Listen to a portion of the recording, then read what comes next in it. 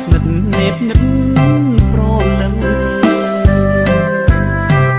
មិនហ៊ាននិយាយពីស្នេហ៍ខ្លាចស្រីនាងខឹងសុំត្រឹមអូនដឹងប៉ុណ្ណឹងក៏ព្រមការពិតបងស្នេហ៍មាសមេពេលក្រៃស្នេហ៍ពេញហង្រតីមេឃដីសាក់សីនៃស្នេហ៍ខ្ញុំផងតែសូមកុំអោយនាងដឹងក្រែងវាខុសឆ្គងព្រមចិត្តស្រីពងមិនមែនខ្ញុំឡើយស្នេហ៍ស្នងបេះដូងទោមនីក្តីស្នេហ៍បែរត្រូវចងចាញ់អ្នកខ្ញុំស្រឡាញ់ត្រូវគេនេនិតមិនមែនចិត្តជាទេវតាកូនអ្នកចំការពិន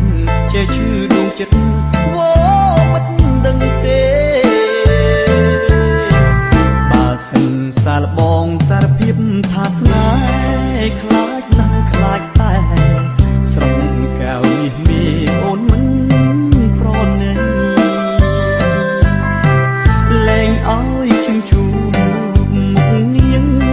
ខ្ញុំនឹងខ្សឹងខ្សៃចិត្តសែនព្រួយភ័យស្ដីមិនរួចឡើ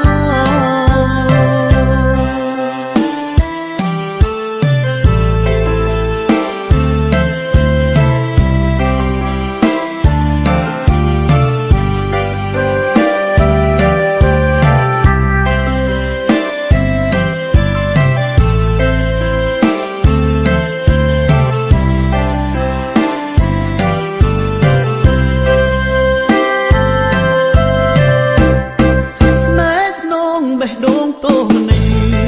ក្តីស្នេហ៍បែរត្រូវចងចាញ់អ្នកខ្ញុំស្រឡាញ់ត្រូវគេនេនិតមិនមែនចិត្តជាទេវតា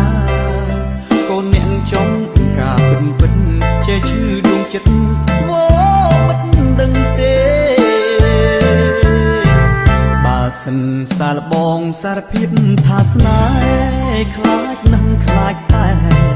ស្រងកៅនេះមេអូនមិនប្រណីលែងឲ្យខ្ញុំជួបមុខនាងខ្ញុំនឹងខ្សឹងខ្សៃចិត្តសែនព្រួយភ័យស្ដី